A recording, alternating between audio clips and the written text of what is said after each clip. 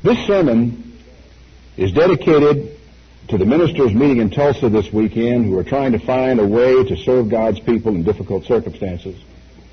It's dedicated to Rod Meredith and the Global Church of God, who are following their very best lights and doing a work in a tradition that is very familiar to all of us.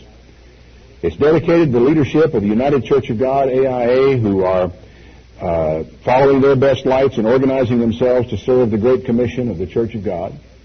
It's dedicated to Ray Wooten and the Birmingham Church of God, the Birmingham United Church of God, who came up with the idea of a service ministry before I did, and they're pushing ahead with all the resources that they have available to them to do that work.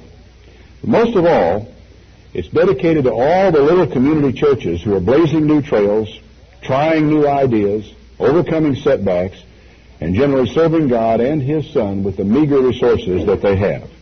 They know that all of our resources don't mean very much anyway. It's the blessing and power of God that is the only resource that means anything. And this sermon is for everyone who is trying to get something done in the face of opposition. Years ago, I read a book by Robert Townsend who opined that if you had found a way whereby you could eradicate pollution in every state of all the 50 states, and all kinds of pollutions, for 50 cents per state, the smart thing for you to do would be to use your own money and just go do it. Quietly and unobtrusively, get it done. He said, because if you made an announcement, if you disclosed to the world at large that you could do this and that you had found this way to do this, there would be an entire army of obstructionists interfering with everything you tried to do. And I verily believe that it's true. There will also be another army out there trying to improve on what you were doing, maybe cut the cost still further from 50 cents a state, and in the process of all of it, actually seeing to it that nothing substantive ever really gets done. I once listened to a tape, I think it was Earl Nightingale, as I was driving down the road one day. I remember when I heard it, I was in my car, and I was so struck by what the man said. He said that often in life, a person will find himself with a new idea, a new concept, a vision of something, some driving thing that wants to push him on toward the future, and he sets out to do it. And the people who obstruct him the most are the people who are closest to him. His own family, his own friends will oftentimes be the ones who jerk the rug out from under him or cut his legs off while he's actually out there trying to do something meaningful in a meaningful way, or to actually build a new business or advance a new idea or sell a new invention or whatever it is he's trying to do. People in his own family will pull him down. It's odd, I think, but rising above your level is threatening to the people around you, and they will, some of them, will try to hold you down. I caught a head nodding or two in here a minute ago, which suggests to me that you know exactly what I'm talking about. Some of you do, at least. You should know, however, that those people who are doing that do not realize what they're doing. And there is no reason for you to tell them what they're doing. It will only make things worse. Just take your 50 cents and get out there and get the job done is the best advice I can give to you. Women may face this problem more often than men. You have heard, for example, the expression uppity women. You don't very often hear the expression uppity men, do you? But women do face this problem. However, it's a big mistake for women to assume that they are meeting opposition because they are women. Far more likely is they are meeting opposition because they are trying to do something. That's what generates the problem so often in so many people. And you should also know this before I enter into the main substance of what this is all about. There is pain in drawing away from people who are pulling you down. There is pain in it, but there is no alternative if you want to grow. If you expect to grow, if you expect to produce anything, you will have to draw away from people who are holding you back or who are holding you down.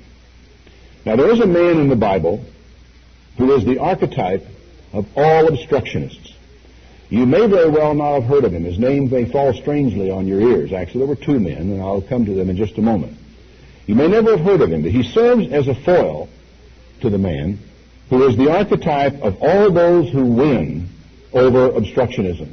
The ones who overcome it, the ones who have a vision, the ones who have a dream, an objective, a goal, and who strike out for it and who pursue it all the way to the end and succeed in spite of all the obstructionists. This man is our model. He's the archetype. He's the one that we can serve to imitate. Now, the story that I'm going to bring to you from the Bible today is really very simple. And it's a story that you can easily teach your children. If I had a son who was growing up in the world today, I would probably try to go through this story with him at least once a year. I don't want to bore him with it, but I would want to be sure that the principles in this were drilled into his consciousness and into the very fiber of his being. I would like for him to grow up not remembering a time when he had not heard of these two men and of the significance of what happened with them. The story is lesson number 1 for people who hope to win at whatever it is they're going out to do. It's told in chapters 2, 4, and 6 of the book of Nehemiah. Now, I want to go back to chapter 1, first of all, to lay a little historical background work, and maybe we could even say the story begins in chapter 1. And so it's chapter 1, 2, 4, and 6 of the book of Nehemiah. In chapter 1, verse 1, it says this: "The words of Nehemiah, the son of Hekeliah, and it came to pass in the month of Chislev in the 20th year, I was in Shushan in the palace." He was a captive. He was a prisoner. And as oftentimes happens with prisoners, he found a job. He was the cupbearer for the king. He was the wine steward, actually, in fact, for the king. He got to taste the wine before the king got it, so that in case anybody was going to die from the wine, it would be him and not the king. He said, "Hanani, one of my brethren, came, and certain men from Judah, and I asked them concerning the Jews that had escaped and were left of the captivity, and concerning Jerusalem." He is over in Persia. He's wanting to know what's happened in Jerusalem because these people have come from there. "And they said to me, the remnant that are left of the captivity there in the province are in great affliction and reproach. The wall of Jerusalem is also broken down, and the gates thereof are burned with fire. It came to pass that when I heard these words, I just sat down and cried, and I mourned certain days, and I fasted and prayed before the God of heaven." It hit him like a ton of bricks. Looking back after all these hundreds and thousands of years, it's hard to appreciate what these people had gone through. But their whole life had been torn apart. Their city had been taken, and the walls had been broken down. The gates made of wood had all been burned. And the people who had left them behind there had no defenses. They couldn't protect themselves against the ravages of people round about them. And there wasn't a lot of law. You remember the old statement down here in Texas. They used to say that there's no law west of the Brazos and no God west of the Pecos. Well, it was about like that around Jerusalem at that time. There was no protection, no one to take care of them. And when he heard the story, it just broke Nehemiah's heart. And he sat down and he said, "I beseech you, Lord God of heaven, the great and terrible God that keeps covenant and mercy with them that love him and observe his commandments, let your ears be attentive and your eyes open, that you may hear the prayer of your servant that I pray before you now, day and night, for the children of Israel your servants. And I confess the sins of the children of Israel which we have sinned against you. Both I and my father's house have sinned." There's an interesting parallel between his prayer and that of Daniel in chapter 9, as these men who, by the standards of the time, and by the standards of all around them, were respected, they were righteous, people looked up to them, but he doesn't bat an eye as he goes into the prayer. He said, "I and my father's house," and of course then he reaches out and includes all of Jerusalem into it, and says, "We have all sinned, and we've just turned our backs on you. We've ignored your commandments. We have dealt very corruptly against you. We have not kept the commandments, the statutes, or the judgments which you commanded to your servant Moses. Remember, I beg you, the word that you commanded Moses, saying, if you transgress, I will scatter you abroad among the nations." Well, it had happened. They had transgressed. They had been scattered.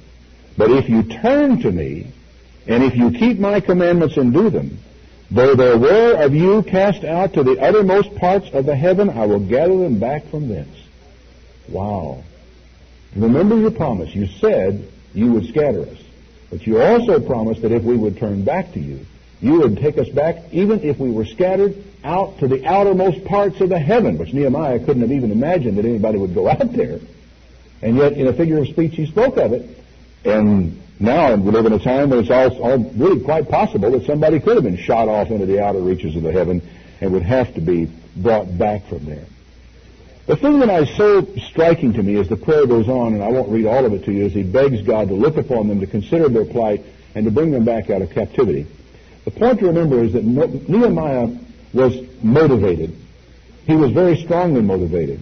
He cared deeply about what was happening to his people in Jerusalem. He wept over them, he prayed, he fasted, and very much had his heart in what he was doing.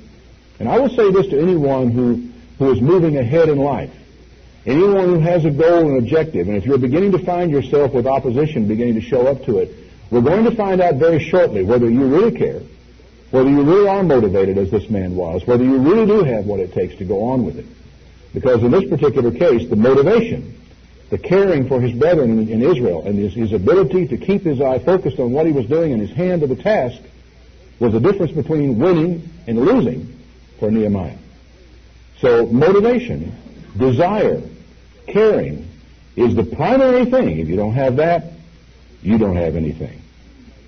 In the second chapter of Nehemiah, we come to the story continues as Nehemiah, being the cupbearer for the king, is serving around the table and he's cast down. He's been fasting. He probably doesn't look very good. His countenance is down. And the king looks at him and says, you know, there's something going on here with you, Nehemiah. What's happening? And it scared him because the king could speak the word and he was a dead man. He was property, as it were, of the king. But oddly enough, this regent had come to like, I guess, his cupbearer. He had noticed him enough to know the difference in whether he was happy or whether he was down. And no king ever wants a wine steward coming around who's down in the dumps and looking miserable all the time. And he inquired, and he found out from Nehemiah what it was that was troubling him, how that he wanted to go back and to rebuild the walls of Jerusalem and rebuild the city and to do it. And the king cared enough about him to say, I think you ought to do that. Gave him letters, gave him instructions, gave him authorization, even authorized the way in which he could get the materials he needed in order from the king's forest in order to rebuild all this stuff. You know, what happened here is an absolute miracle. That God heard his prayers. God saw his fasting. God saw his tears. And God said, I'm going to help him. And he moved the heart of a king who had all the power anyone ever needed to have to do something for his wine steward because he asked. It's startling and amazing to consider. So he gave him the letters, gave him some soldiers, some captains of the guard, and sent him back home to do the job. The real story begins in chapter 2 and verse 9. Then I came to the governors beyond the river, and I gave them the king's letters. Now the king had sent captains of the army and horsemen with me. When Sanballat the Horonite and Tobiah the servant, the Ammonite, heard of it, it grieved them exceedingly that there was come a man to seek the welfare of the children of Israel. Now, this is something that's worth taking a moment to stop and think about. These two men, Sanballat and Tobiah, men that you may well never have heard of before today, or if you just happen to read through the Bible, you read about them, they were bad guys, and you promptly went on and forgot them. They really are a useful model, a useful archetype for you to study about the role and the function and the work of the obstructionists of this world. Because I will guarantee you that you have met in your lifetime Tobiah and Sanballat in one way or another and at one level or another. They are there at all times, and the more energetic you have been at pursuing a goal, an objective, or something important, and the more important it has been, the more likely you are to have met these two men, or at least their sons or daughters, or the people who have the spirit that connects with these two men. Why would it have grieved them that someone had come to seek the welfare and to look after these poor folks down in Jerusalem? Now you visualize this. These fellows, from all indications, lived toward the north, up more towards Samaria. And Jerusalem was just a wrecked city. There were a few scattered Jews who lived in the ruins of the city and in the environs around the city. There were Jews, of course, living right up and down through this area. There were Jews living next door or nearby, Sanballat and Tobiah, we learned a little bit later. But in particular, there was this group who were living in Jerusalem who were really downtrodden within the land. And somebody comes back to kind of consider their welfare, to protect them, and to take care of them. And these people are grieved by that. I can't help but marvel at it. But it's not uncommon in life that this type of situation will happen. What's going on here? Well, Nehemiah was a threat to the balance of power that existed in that area. These two guys were the movers and shakers. They were the big cats. They were the guys that called the shots. They spoke and everybody moved. They frowned and everybody up and down the whole coastline trembled they were the power in this area. And another person shows up on the scene who bids fair to become in his own right a very powerful individual. It wasn't merely that he came back to set up a soup kitchen in Jerusalem that bothered them. It was that he came back to do something significant that bothered them. And that was to begin to accumulate or to pull together or to provide leadership for the Jews from one end of that country to the other who until Nehemiah's return had been without leadership in this area. Maybe we can understand a little bit why it was bothering these people. Well, Nehemiah said, I came to Jerusalem and I was there for 3 days. And I arose in the night, I and some few men with me. I didn't tell anybody what God had put in my heart to do at Jerusalem. Neither was there any beast with me, save the beast I rode on. And just me and my beast and a couple of guys I trusted, we got out and we scouted the walls of this city out by night so no one would see us doing it. Now, that's interesting in a way, because he comes back over here. They don't realize exactly what he's going to do. He has come to seek the welfare and to improve the lot of the Jews at Jerusalem, and they're annoyed with that. At this point in time, apparently, they don't even realize that he's planning on putting the walls back up around Jerusalem and rebuilding the gates and making that city secure again, which signifies that it would become a power in the area again. And so he keeps initially his objectives and his goals very strictly to himself. And when you begin to see what develops in this later, you can see the wisdom of not being too quick. Not to talk about it, just simply to go out and do it. It's the advice, in effect, that Robert Townsend gave his readers of his book, Up the Organization, years ago when he said, you figure out how to do it. Don't tell a whole bunch of people about it. They'll find reasons why you can't do it. Just do it. Go build it. Put it up. And so, that's precisely what this man did. Now, it says in verse 17, I said to them, I said, you see the distress we are in, talking to the elders in and around Jerusalem. How Jerusalem lies waste, and the gates thereof are burned with fire. Come, let's build up the wall of Jerusalem, that we no longer be a reproach.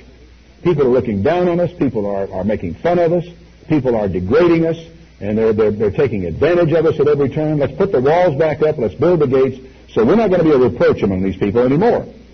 So I told them of the hand of my God, which was good upon me, as also the king's words that he had spoken to me. And they said, let us rise up and build. So they strengthened their hands for this good work. He finally got the right people together. Not all of them. He got the right people together, and he said, here's what's happened. Here's what God has opened up to me. Here's what happened back in the palace as I prayed and I fasted. And here's how the king gave me all these letters. God's hand is in this. Let's build building. And they said, let's do the work. Let's build the walls. Let's get started. And so, indeed, they did.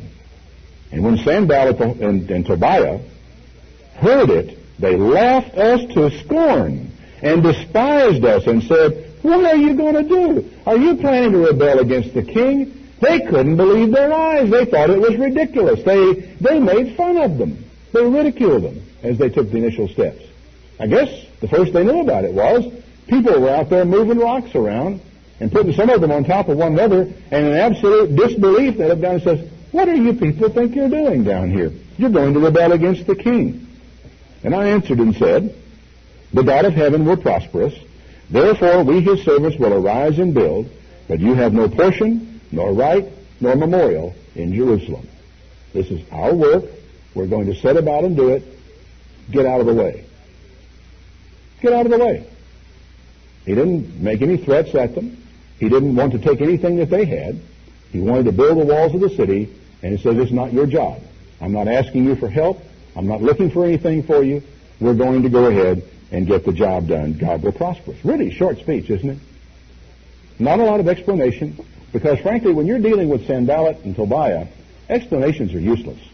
There is no point in explaining to them. You can't appeal to logic. And in fact, while in many of us there is a desire for approval, we want people who know us and what we are doing to approve of what we are doing. But the thing that you and I have got to make up our minds to, and any of you who are planning on doing anything from starting your own business to trying to build a small local church to trying to maybe go out there and visit people door to door in their homes and to introduce them to the idea of the gospel of Jesus Christ, I don't care what it is you're going to do. You're going to want people around you to approve of what you are doing, forget it. If God approves of what you are doing, His people will also approve. And the people who are going to criticize you are going to criticize you no matter what explanation you give them, no matter what takes place, no matter what you say you're trying to do, no matter what your good motives or anything of the sort. They are not going to be impressed with your explanations. Nehemiah kept his explanation short because, in fact, it really wasn't any of Sanballat and Tobiah's business what he was about to do. It's essentially what he said. You have no portion here, says, it's none of your business, it's none of your affairs, but out. I thought that was kind of an interesting, if blunt, approach from this man, or response to this man, of the way he went about dealing with it. Now chapter 4. But it came to pass that when Sanballat heard that we were actually building up the wall, he was angry and had great indignation and mocked the Jews. I mean, the fury begins to rise at this point. They're no longer just incredulous and disbelieving that anybody would think they could do this. Now he's becoming angry, and he's mocking them. And he spoke before his brethren in the army of Samaria. We got the army together, folks, and he's talking to his army, and he says, what are these feeble Jews doing? Will they fortify themselves? Are they going to start offering sacrifice? They're going to make an end of this job in a day. Tomorrow, next day, they're going to have it all finished, right? And they all had a big laugh up and down the ranks. Will they revive the stones out of the heaps of the rubbish which are burned? Are they going to do all that stuff? And Tobiah, who was by him, said, oh my, he said, when they get these people, if they get this thing built, if a fox ran across the top of the wall, it would fall down. So they made fun of it, ridiculed it, put it down, demeaned it, and in a sense said, what they're doing is not going to work anyway. And of course, you would think if it was not going to work anyway, why are they concerning themselves with it at all? But again, you have to understand that what we're dealing with here is a card-carrying obstructionist who has a vested interest in things not going well for the Jews. And early on, I don't think they really thought that it necessarily would. But a lot of this is bravado. Listen to Nehemiah's prayer on this, though, in verse 4. Hear, O our God, for we are despised. Just look upon it, God, because there are people out there who despise what it is that we're trying to do. Turn their reproach upon their own head, and give them up for a prey into the land of captivity. Let them learn what it's like to be a captive in their own land. Let them learn what it's like to have the walls of their city broken down, those people who are going to sit there and criticize us. Turn their reproach on their own head. And don't cover their iniquity. Let not their sin be blotted out from before you, for they have provoked you to anger before the builders. Now that's something to think about. Remember, this man had prayed to God. God heard his prayer. God gave him favor in the eyes of the king, authorization to go back there. And he was back here trying to do something for God's people at God's bidding and with God's blessing. And these people were opposing him. So the prayer seems just. Don't cover their iniquity. Don't let their sin be blotted out from before you, because these people have provoked you. They're fighting you. And indeed they were. So we built the wall. And all the wall was joined together unto the half thereof, for the people had a mind to work. And this is where it's at, folks. You don't sit around listening to the people who criticize. You don't sit around feeling ashamed because of the ridicule and the jokes they're making about you. You don't sit around feeling sorry for yourself. You go to work. You know, it may be at certain times in life that you're going to start on a project that's not going to work. It's going to fail. But if you listen to other people who tell you it's going to fail, if you hear their counsel, you'll never know. Do you know how you will know? The faster you get to work and the harder you work at it, the quicker you will come to know whether it's going to go, whether it's not, whether it's blessed of God, whether it's not. The answer? Go to work. Get busy. Do something. Produce. Build. Take that rock and put it on top of the other rock. It's that simple. And it's something that you do today and tomorrow and the day after, and the faster you get at it and the harder you work, the quicker you will know. And if you were wrong, and if it didn't work, the quicker you will have learned the lesson and be able to start your next great project. And I will tell you that one of these days, one of those projects will go. It came to pass that when Sanballat and Tobiah and the Arabians and the Ammonites, all this gang, heard that the walls of Jerusalem were made up, that the breaches began to be stopped, then they were very angry. There was something else involved in this too. And it goes all the way back to their apprehension when they heard that someone was come to seek the welfare of the children of Israel. They were afraid. Just simply afraid. They were powerful, and any change in the status quo threatened that power. And in that world, in that time, in those circumstances, threatening your power could be a threat to your life, because kings usually just didn't get exiled. They got their heads taken off. And so these powerful men were afraid of what was beginning to happen in Jerusalem. So they, in their fear, it says, in their anger, they conspired all of them together to come and fight against Jerusalem and to hinder it. Now, they begin now to go a little bit beyond making fun of things. Now they actually make an agreement among themselves, because there are several heads of, what shall we say, tribes or gangs involved in this thing. And so they began to pool their resources together and make plans and organizational plans to be able to pull this gang together to be able to go down there and stop what's about to... They're going to go to physical violence now. Nevertheless, we made a prayer to our God, and we set a watch against them day and night because of them. So they have to start now doing something they weren't doing before. They have to keep watchers out all the time. And Judah said, the strength of the bearers of the burdens is diminished, and there's a lot of rubbish, so we're not able to build the wall. We're running into problems now because of the rubbish and the rubble that's around here, and also because we're having to keep a watch. The amount of work we're actually able to produce is beginning to drop off. Our adversaries said, they're not going to know until we're in the middle of them to kill them and cause the work to cease. Visualize, if you will, you have the walls that have been broken down, and there is rubble everywhere. Big pieces and chunks of rock, and lots of places where an adversary could hide. They can creep up there in the night, they can be a few yards away from you, and the next thing you know, they're on you. And so it was a frightening situation that they faced, and it was making it very difficult because of the number of watchers that had to be out there.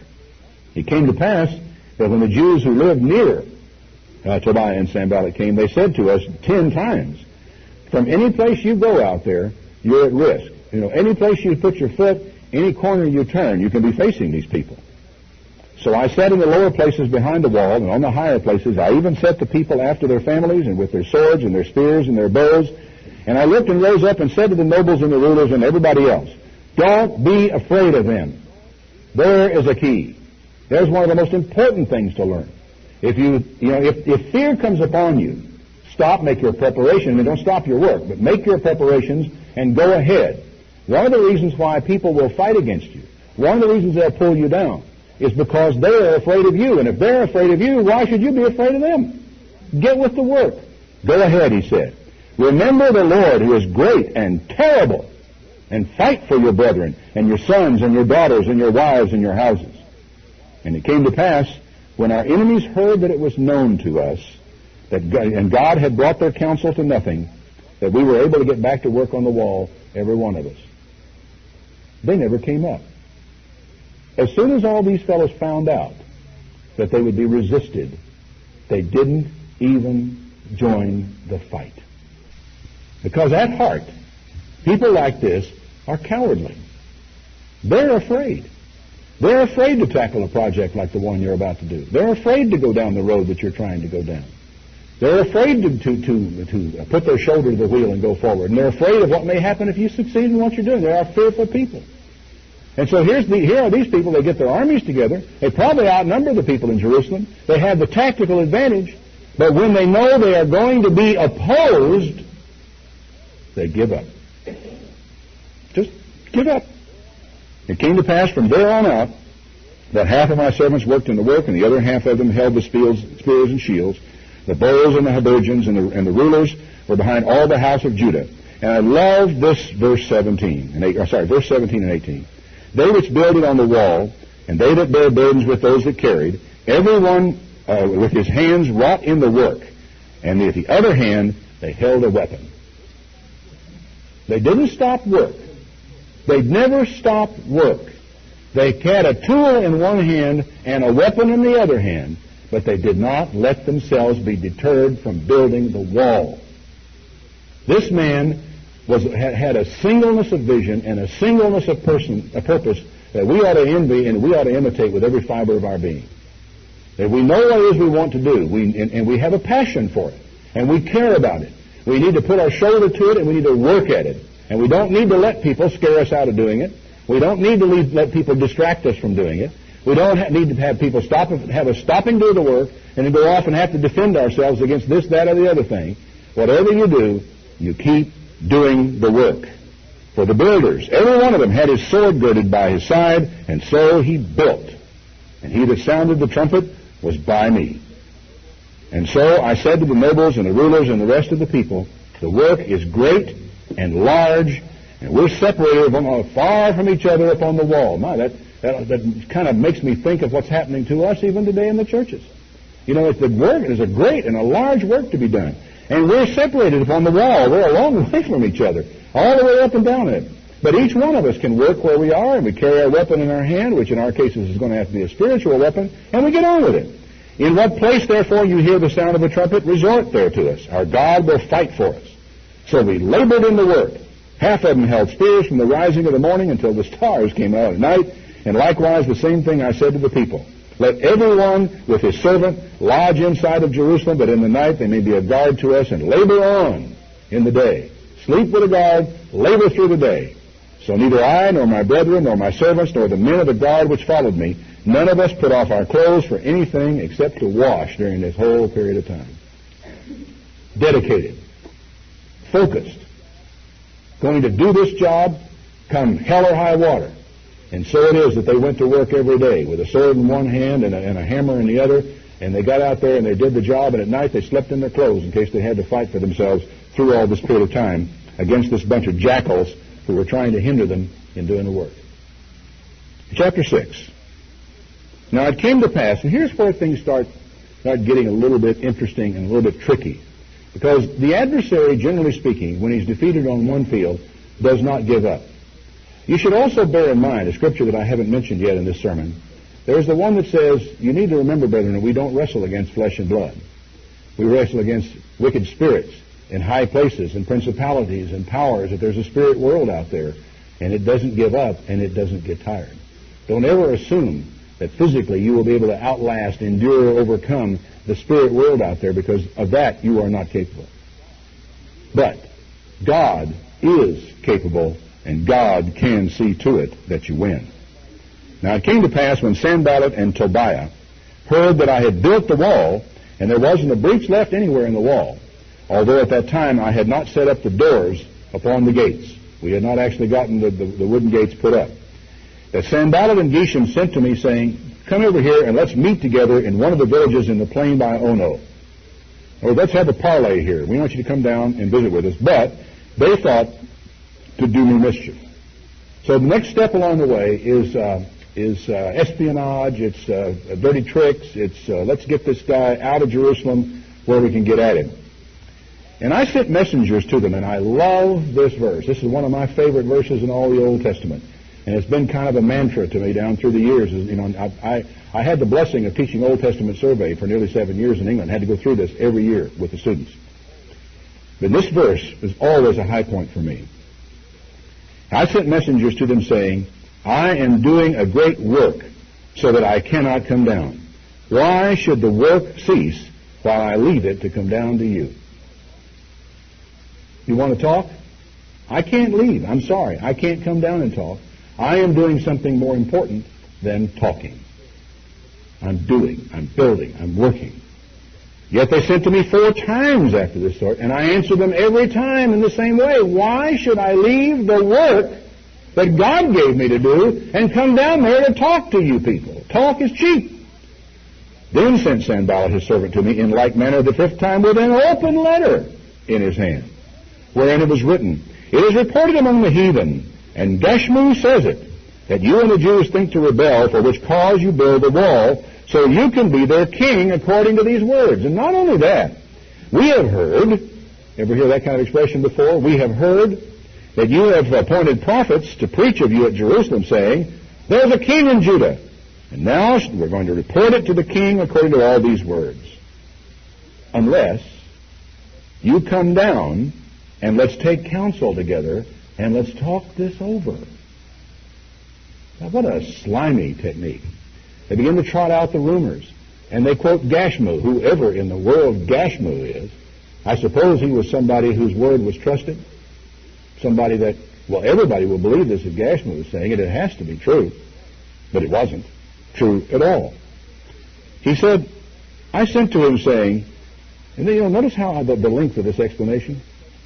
There are no such things done as you say, but you feign them out of your own heart. That's it. No explanation.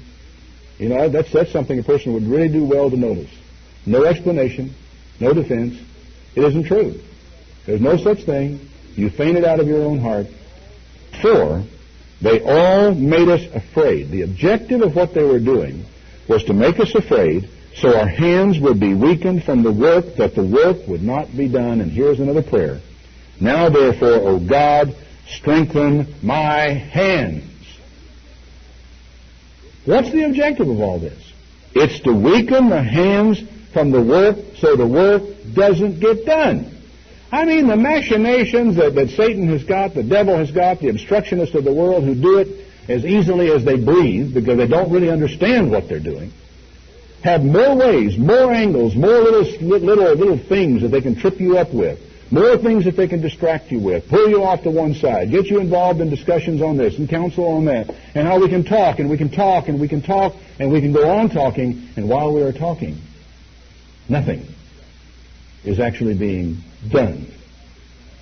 Afterward I came to the house of Shemaiah, the son of Deliah, the son of Mahatabeel, who was shut up, and he said, look, they're going to try to come and sneak in here at night and kill you.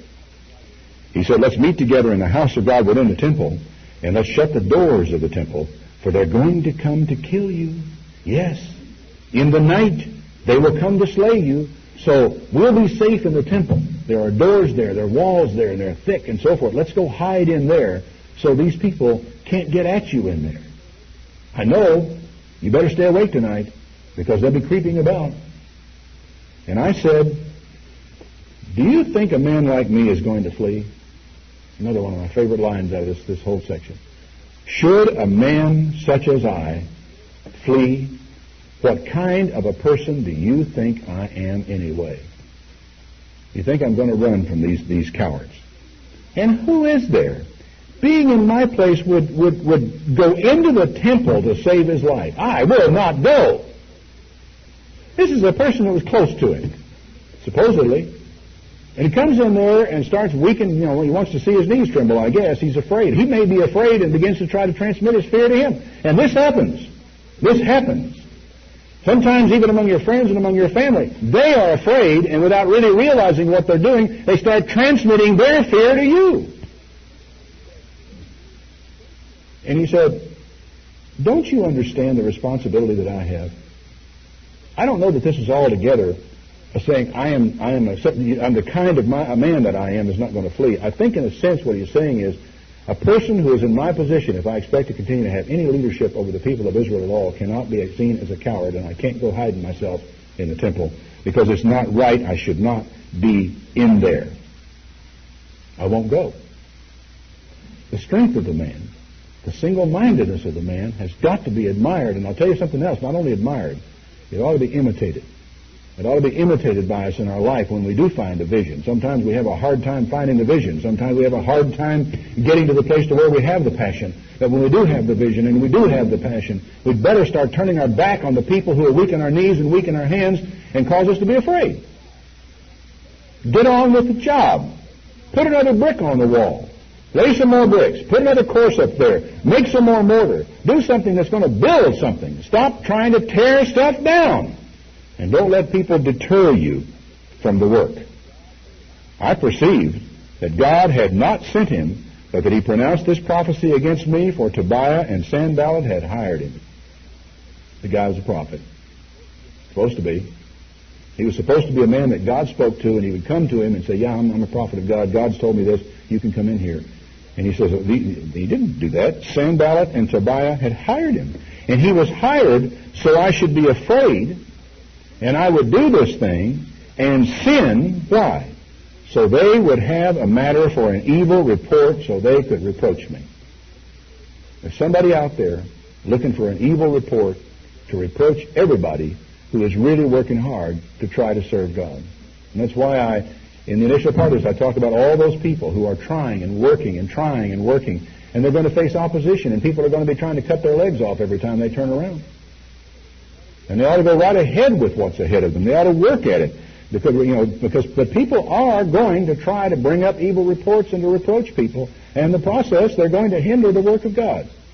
And it's even possible for people who think they're trying to do the work of God to hinder the work of God in their own work by the way they work, the way they deal with other people.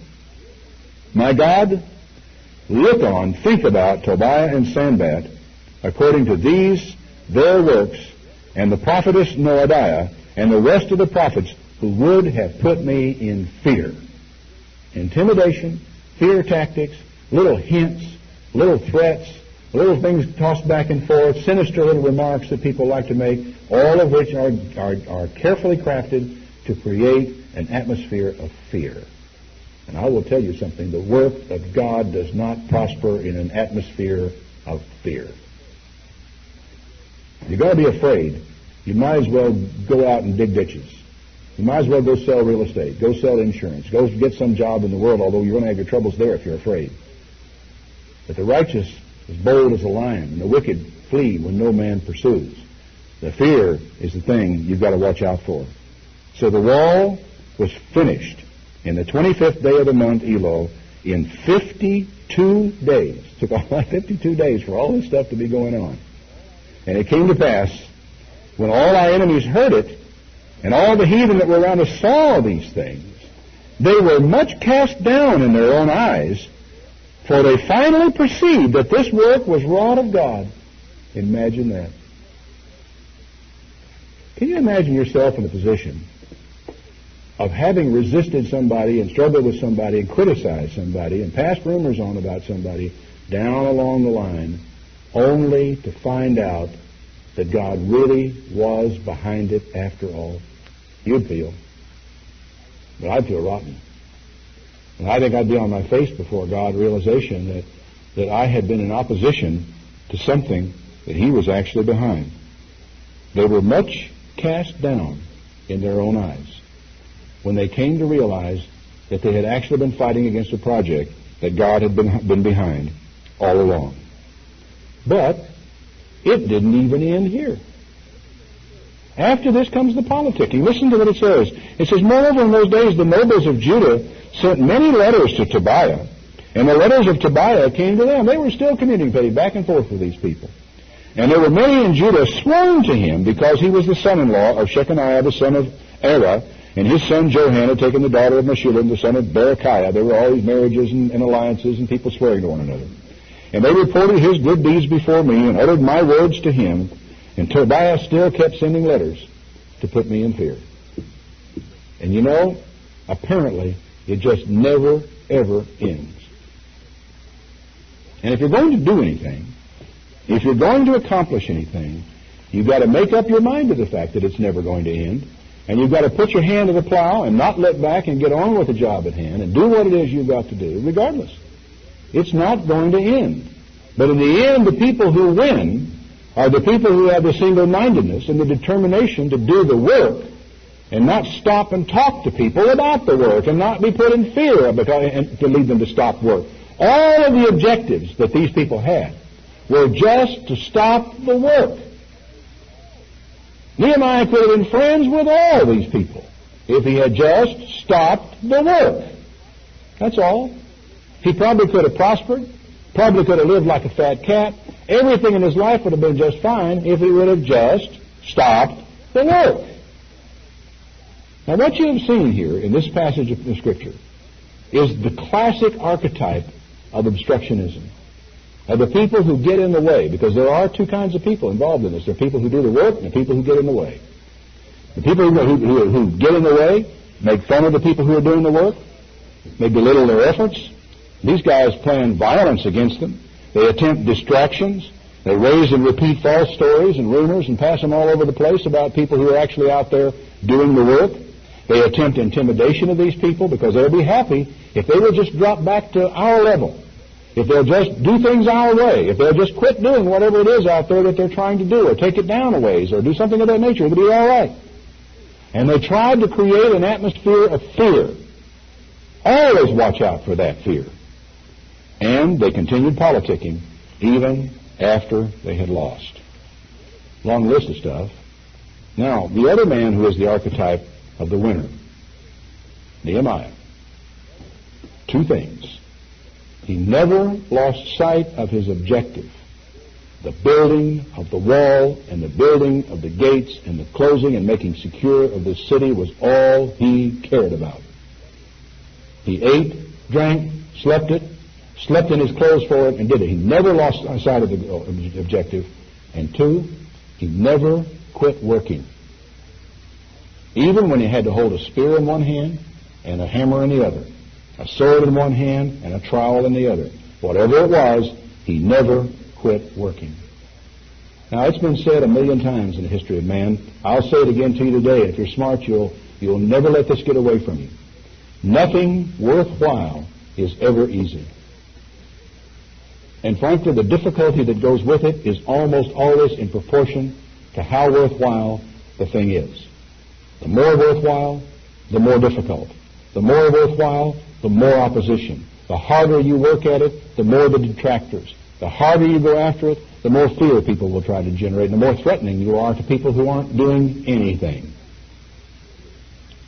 There are two kinds of people who will hear this message. There are the players and the watchers. The watchers actually fall into two kinds, the people who just watch and do nothing and the people who criticize. The critics fall into two categories, the destructive critics and the constructive critics. But the real players, the ones who take the stage, there are only two roles to be played. So if you want to be a player, you got a choice of two roles. You can play the role of Nehemiah, or you can play the role of Sanballat. You can play the role of a builder, or you can play the role of an obstructionist. And you know, you really ought to give, at this stage in your life, really serious thought to the role that you are playing today and the degree to which, as a player in this role, you are dedicated to the task, you are determined to see it through, you are determined to grit your teeth and go straight on through the fear and not let somebody cause you to go hide out somewhere, give up and quit on what it is that you have to do, that what you believe in is right and that you're going to pursue it no matter what. You really give serious thought to that. And I want you to turn back to Acts, the 5th chapter, Acts chapter 5, to a piece of advice that I think every one of us at this stage in God's church, and really at any stage in God's church, but it really is germane to the situation we find ourselves in the church today. In Acts chapter 5, in verse 34, and I tell you these things, I pass this on to all of you in this room and to everybody out there on the tape program and wherever they are and however they're looking at the work and whatever they think about the work, hear these words. These men who, preaching of God, had really cut these people to the heart. And these people that they were preaching to had taken counsel to kill them. But there stood up one man in this council that was thinking about and planning to kill these men. They were not just going to send some emissaries around to try to scare them silent. They had already tried to scare these people silent, and it wasn't going to work. A lot of the same tactics that were used against Nehemiah were used against Peter and the others by the Sanhedrin in the first century. Put them in fear didn't work. Scare them didn't work. You know, if you've actually been able to pull up a man by his arm who was crippled and never walked in his life and see him go running off down the road, you're hard to intimidate. And you can't do that. All that's left is to kill him. But one man in the council, a Pharisee named Gamaliel, a doctor of the law, who was had in reputation among all the people, and he commanded to put the apostles forth at a place. Take these guys outside. And he said to them, you men of Israel, take heed to yourselves and what you intend to do touching these men. You'd better stop and think about what you're doing. For before these days there rose up Theudas, who boasted himself to be somebody. A lot of men, 400 of them, joined themselves to him. He was killed, and all those that obeyed him were scattered, and he came to nothing. Absolute nothing. After this man, well, there was another guy, Judas of Galilee, in the days of the taxing. We had a big tax revolt, and he drew away a lot of people after him, and he died. And even as much as obeyed him, were dispersed. They were scattered all over the landscape again. He didn't really accomplish anything. And now I say to you, refrain from these men, and let them alone. Just leave them alone. Get off their backs. For if this counsel or this work be of men, it will come to nothing, and it doesn't need your help to come to nothing. I think that's a fascinating statement, isn't it? If it's of men it's going to come to nothing, what do you need to be working to try to bring it down for? Leave it alone. It will come to nothing. But if it be of God, you cannot overthrow it, lest haply you be found even to fight against God. My, what advice. Just leave them alone. As someone once said, lead, follow, or get out of the way. I mean, why fight it? Why, why get in the role of Tobias or Sanballat? Why not find your own work? Why not find your own job? Why not get your own tail and gear and begin to produce something? Because that's when you'll know which side of the stage you're on. That's when you'll know what kind of a player you are.